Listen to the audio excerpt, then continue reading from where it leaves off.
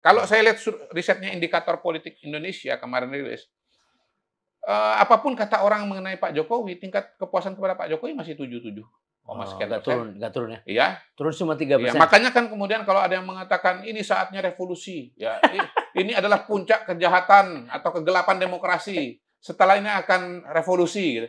Kan gagal semua karena tidak didasarkan kepada realita sosial dan akal sehat. Dari dulu saya itu paling ketawa-ketawa itu lihat orang-orang yang ngomong revolusi, revolusi. Jokowi jatuh, Jokowi jatuh. Iya, AF tuh pernah ngomong, AF lagi nih. Soalnya dia nggak mau terima tantangan ya, sebagai saintis ya. Terus ya. Apa dia bilang itu ada 5 kesalahan atau 5 masalah. Ada. Iya kan? Dibuat satu-satu gitu. 5 krisis. Iya. 5 krisis ya, ada krisis elektoral, ada krisis legitimasi apa gimana gitu. Yang krisis elektoral ya gagal menang. Iya kan? Kalah. Ternyata kan menang. Sayang banget nih. Mas saya nggak jawab tantangan saya ini. Kalau enggak udah terima alpat nih kita nih kan. Iya. Gitu. Supaya ingat lagi ya, waktu itu saya bilang kan, kalau nggak jawab tantangan saya, kemungkinan cuma 2. Kalau nggak bokeh, nggak percaya dengan data sendiri. Habis itu kita revisi kan? Kasih buku. Diganti kan taruhannya Alphard kan? Dengan buku kan? Pasti bisa beli buku kan? Berarti kalau nggak jawab juga kan nomor 2 kan? Nggak percaya dengan data sendiri kan? Loh, pada hari ini terbukti kok data EF itu ngawur kok. Iya, betul. Ngawur, bukan cuman 0-2 menang, tapi sekali putaran. Iya. Betapa jauhnya omongan AF itu dengan realita yang terjadi kan begitu. Iya. Dia kan mengatakan juga, Pak Jokowi ini udah krisis ini. Mana krisis? Iya. Mana krisis? Ya, sekarang kita lihat tingkat kepuasan kepada Pak Jokowi masih 77%. Itu yang saya heran, Bung. Saya kan kepuasan saya lanjut, Bang. Kepuasan penerimaan kepada keputusan MK 75%. Iya. Kepuasan kepada KPU masih di atas 70% juga, 70 berapa gitu. Silakan dilihat sendiri datanya. Jadi antara persepsi masyarakat dengan persepsi elit, ini ada kesenjangan, Bang. Kesenjangan. Kalau dikatakan ini pemilu terburuk, ini masyarakat marah dan masyarakat mana? Semenjak quick count, semenjak penetapan hasil, semenjak ketetapan KPU, kita lihat kan masyarakat baik-baik saja. Kalau dikatakan problem di masyarakat, pembelahan di masyarakat, saya bilang 2019 lebih parah. Iya. Lebih parah. Sekarang ini pembelahan itu di elit aja. Di elit aja. Antara elit yang faktual dan data dengan elit omon-omon, halusinasi dan imajinasi itu. Itu saja, Bang, kalau menurut saya, Bang. Jadi evaluasi masyarakat akan terjadi ya di sini ya? Ya pasti. Masyarakat itu tidak hidup di ruang hampa. Masyarakat itu berinteraksi dengan berbagai kebijakan publik. Masyarakat itu menjalani kehidupan sehari-hari. Dan kalau kita bicara demokrasi, ya indikator yang paling sahih menurut saya adalah mereka. Karena demokrasi itu demos kratos. Ya kan, pemerintahan atau kekuasaan dari rakyat yang oleh rakyat dan untuk rakyat. Itu saja menurut saya yang perlu diingat oleh Pak Prabowo, Mas Gibran. Sejauh untuk kepentingan rakyat, sejauh mengurus kepentingan rakyat, insya Allah pemimpinan itu akan didukung. Gitu. Kalau soal elit-elit yang lain, beda-beda ya biasa. Balik lagi, beda latar belakang, beda cara berpikir, beda nilai-nilai, ya kan, beda kepentingan. Gitu. Makanya ada yang namanya demokrasi, makanya ada namanya partai politik. Karena apa? Kita ini sudah yakin dan percaya bahwa perbedaan pemikiran itu sesuatu yang niscaya. Nggak mungkin ada 100 elit pikirannya sama. Beda-beda. Ya, yang pikirannya sama pun, cara berpikirnya sama pun, urutan mencapainya juga bisa berbeda. Bisa.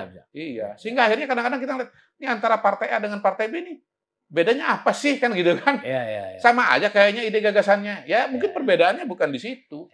Perbedaannya adalah soal cara atau soal ya masing-masing kan punya keyakinan pribadi bahwa kayaknya gagasan ini saya yang lebih bisa melaksanakan, gitu kan?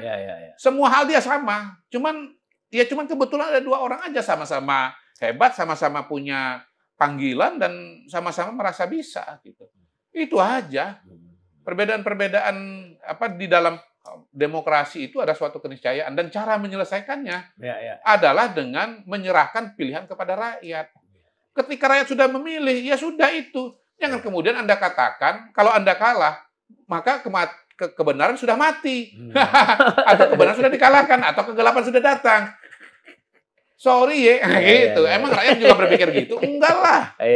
Enggak. Jangan sampai juga kemudian mengatakan bahwa kalau keputusan atau kebijakan Mahkamah Konstitusi tidak sesuai dengan harapan dia, maka itu kemudian sesuatu yang salah atau kegelapan demokrasi dan seterusnya.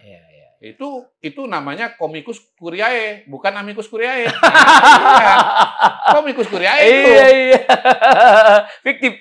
Ya, komik aja, komik aja, Bang. Entertain. Ya, baru benar kalau keputusan pengadilan baru benar, baru bisa diterima kalau sesuai dengan tujuan dia atau tuntutan dia. Itu namanya komikus, bukan amicus. Yang gawat ini kan orang-orang yang merasa sebagai amicus, ya kan, berada di jalan yang benar, padahal sebetulnya dia komikus. Orang lain nggak berpikir dengan cara dia. Perasaan dia nggak sama dengan perasaan orang lain. Justru perasaan mayoritas sangat berbeda dengan dia. Dia malah adalah minoritas. Tapi dia memaksakan diri untuk menjadi bagian dari masyarakat luas ya. Iya, kan sudah diserahkan kepada masyarakat untuk menilai, masyarakat memilih. Ya sudah, itu harus diterima. Gitu Bang. Jadi saya kira itu pelajaran dari Pilpres dan proses di Mahkamah Konstitusi dan proses sampai sejauh ini. Itu yang membedakan ya Pilpres 2024 dengan Pilpres sebelumnya. Jadi sebenarnya simpel sekali tadi dengan penjelasan Anda, bahwa tidak lari dari perbandingan antara suara yang diberikan rakyat kepada pasangan itu ya. Sehingga luar biasa itu. Dengan Hakim MK. Polanya sama. 3 atau 4, 5-3 ya. Sama Bang. Jadi tapi luar biasa itu. Cara menarik kesimpulan itu luar biasa. Karena ini prosesnya kan udah lama nih. Menghadirkan banyak orang, berdebat, segala macam. Bang, mereka nggak nonton itu pun, mereka tidur pun juga, mereka bisa ambil keputusan sudah. Karena sudah punya predisposisi awal. Di dalam batin ya. Iya, bahasa saya itu predisposisi awal. Gitu. Dan notabene yang disampaikan juga kan argumentasinya semua kan mereka sudah lihat dan saksikan. Ya, betul. Dalam perjalanan beberapa bulan itu, gitu. Lewat berita, lewat diskusi, lewat pembicaraan, apalagi di zaman digital seperti sekarang ini, bukan kita mencari berita, Bang. Ini era di mana berita datang kepada kita tanpa kita minta. Bahkan berlebihan. Bahkan bisa berlebihan gitu, Bang. Kita harus milih. Iya. Jadi sebetulnya, ya itu disitulah kemudian saya mengatakan, amicus curiae itu nggak perlu lagi. Ngapain amicus lagi? Itu kan manuver politik. Karena sesungguhnya kalau amicus itu diberikan ruang, entah terbuka atau berupa tulisan, saya yakin nggak berbeda isinya dengan yang sudah disampaikan lewat pernyataan pers, lewat sikap-sikap politik, lewat artikel di media massa, gitu. Sama aja, nggak ada yang baru kok yang mau dikeluarkan. Makanya, ya itu tadi, Hakim MK itu, 8 orang itu, atau 9, dia nggak hadir di sidang itu pun, atau dia hadir di sidang dia tidur aja, nggak dengerin itu. Dia udah bisa ambil keputusan kok, dan nggak akan berbeda, saya yakin aja tuh. Mungkin kalau diteliti lagi ilmunya, mungkin dari pertanyaan-pertanyaan awal pun udah bisa Anda baca. Pasti ada dissenting ini kayak gini.